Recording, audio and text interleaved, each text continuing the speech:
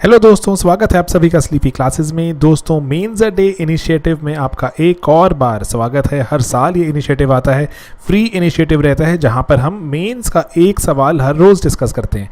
दोस्तों, इस बार जो मेंस का इनिशिएटिव है वो एक और जो चीज़ इसमें खास है वो क्या है कि शेड्यूल के साथ है कि आपको डेली शेड्यूल दिया गया है कि कौन सा सब्जेक्ट कब डिस्कस होगा। पैरेलली दोस्तों, ये तो है एक फ्री इनिशिएटिव, कहलाता है मैड। अगर आप चाहते हैं और चीज़ों के बारे में और ज़्यादा क्वेश्चन सॉल्व करना मेंस के, जहाँ पर 5 या 6 सवाल हर रोज़ डिस्कस हो रहे हैं, आप हमारा मेंस का क्रैश कोर्स भी ज्वाइन कर सकते हैं और टेस्ट सीरीज़ भी ज्वाइन कर सकते हैं। दोस्तों, ये सभी कुछ हमारी वेबसाइट sleepyclasses.com पर अवेलेबल है। अगर आप मेंस दे रहे हैं और थोड़ा सीरियस अटेम्प्ट देना चाहते हैं, डेफिनेटली ज्वाइन कीजिए। बहुत ही कॉस्ट इफेक्टिव तरह से आपके लिए हम बेस्ट कंटेंट अवेलेबल करवा रहे हैं। तो चलिए दोस्तों, देखते हैं आज का सवाल। दोस्तों, मेंस का आंसर डिस्कस करने से पहले आपको बता दें कि जीएस मेंस की आंसर राइटिंग का हमारा बैच शुरू हो गया है। 108 डेज का ये बैच है, राइट। 108 डेज में 108 क्वेश्चंस आएंगे, रोज का एक क्वेश्चन आएगा और एक नया सब्जेक्ट डील के करेंगे। हर रोज एक डिफरेंट सब्जेक्ट से क्वेश्चन आएगा एंड आपको उसका आंसर लिखना है, हमें भेजना है, उसको हम चेक करेंगे, उस पर फीडबैक देंगे, आपको वो करेक्टेड आंसर कॉपी भेजेंगे, उसका एक वीडियो सॉल्यूशन प्रोवाइड करेंगे और ये सब कुछ चलेगा एक सेट स्केड्यूल के according.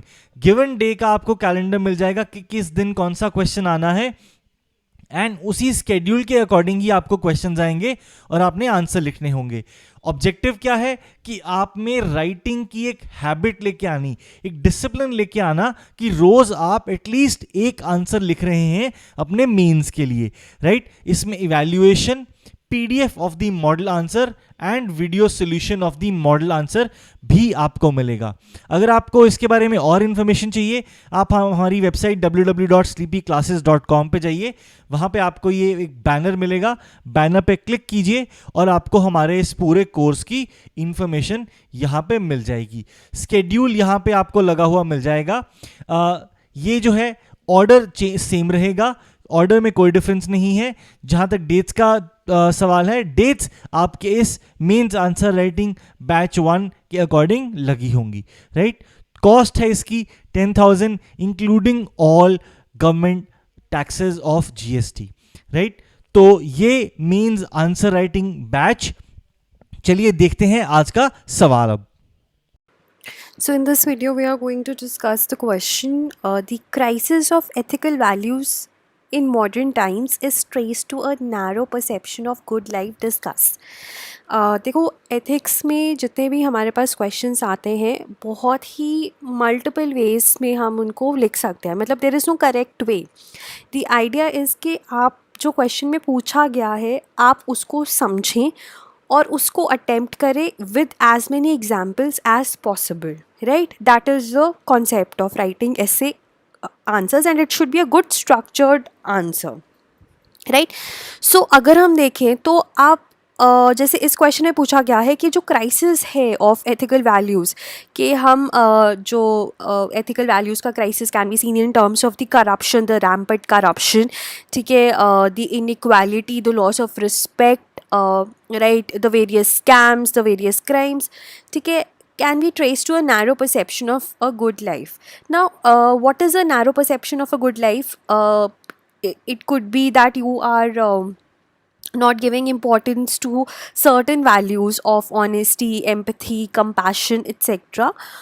Or it could also be that you are giving more importance to the ends. ठीक है, हम ends पे ज़्यादा ध्यान दे रहे हैं, हम means पे ज़्यादा ध्यान नहीं दे रहे हैं, ठीक है। So various narrow perceptions भी हो सकती हैं। So it is what is your perception, कि आप कैसे क्वेश्चन को लिख सकते हो, वो आप पे डिपेंड करता है। तो हमें एथिक्स के क्वेश्चन बहुत जेनरिक होते हैं and might take you for a toss only in exam. तो तभी the idea is to imagine कि कैसे हम इसको मल्टीपल वेज में अटेम्प्ट कर सकते हैं, ठीक है। तो पहले मेजरली जैसे आपको पता है स्ट्रक्चर में इंट्रोडक्शन, बॉडी और कंक्लूजन रहता है, राइट। आप एक्सप्लेन कर सकते हैं कि आपके लिए नैरो परसेप्शन क्या है ऑफ अ गुड लाइफ, ठीक है। you want all the luxuries, right? You don't care about the values, ठीक है। एक तो वो है कि आपको लग्जरीज़ चाहिए सारी, है ना, एंड यू डो वो लग्जरीज़ आप फ़र्क नहीं पड़ता कि आप करप्शन से लेकर आ रहे हो या आप कोई क्राइम करके लेकर आ रहे हो, ठीक है, उस लेवल तक आपकी नैरो परसेप्शन है, या फिर आपके लिए मीन्स इंपॉर्टेंट नहीं है, एंड्स इंपॉर्टेंट है। Even if you know it अब देखो करप्शन का जो क्वांटम है वो वेरी कर सकता है, ठीक है, या आपको लग सकता है कि even if I am you know leading a good life, I am not you know into the concept of the family और द वैल्यूज़, है ना, लेकिन मैं फिर भी I am you know earning but I am not killing someone, you know, तो different different quantums हो सकते हैं। तो वो नैरो परसेप्शन को आप थोड़ा सा एक्सप्लेन करोगे। फिर उसके बाद कैसे क्राइसिस जो है वो लिंक्ड है, crisis of ethical values is linked to the narrow perception and but देखो कंक्लूजन हमेशा एक पॉजिटिव वे में होना चाहिए। कैसे crisis of ethical values unsustainable ये आपको दिखाना है, राइट। सो अब देखो अगर हम इस क्वेश्चन को देखें तो बहुत ही सिंपल लिखा है मैंने कि ethical values are the ones we make ethical choices based on them, है ना। हम जो भी हमारी लाइफ की एथिकल चॉइसेस है वो हम वैल्यू से डिराइव करते हैं। अब वो वैल्यूज़ ऑनेस्टी, एम्पैथी, कंपैशन हो सकता है। अब देखो मॉडर्न वर्ल्ड में जो गुड लाइफ है वो that is equated with materialistic luxuries, ठीक है, मीन्स को इंपॉर्टेंस नहीं दिया जाता। लोगों को लगता है if someone is rich that is he is leading a good life, है ना। अब वो रिचेस कैसे आए हैं that is not even considered, है ना। So the sole aim of life has become the attainment of personal success, which is defined in terms of acquisition of money, acquisition of luxuries, acquisition of power and prestige, ठीक है। सो अब इसकी वजह से क्या होता है कि because these are values are ignored, there's corruption, there's crony capitalism, there's scams, there's inequalities, है ना। so जो values से जो हमें अच्छी चीज़ें मिलती हैं, let's say peace, contentment, they are lost, right, and in fact they are seen as road blocks and unnecessary diversions, ठीक है। so everyone wants to have a life which is risk free, secure, luxurious and not one which is rich in values.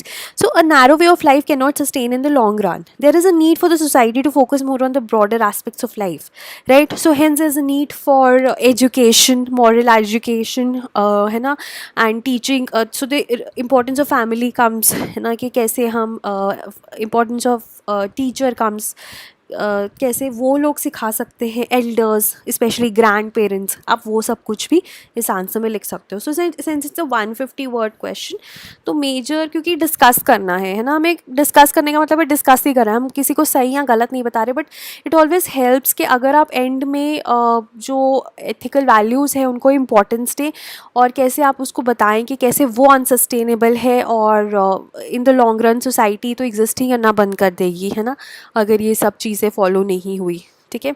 सो इस तरह से आप positive way में conclude कीजिए कि ये वैल्यूज़ बहुत ज़्यादा इंपॉर्टेंट है।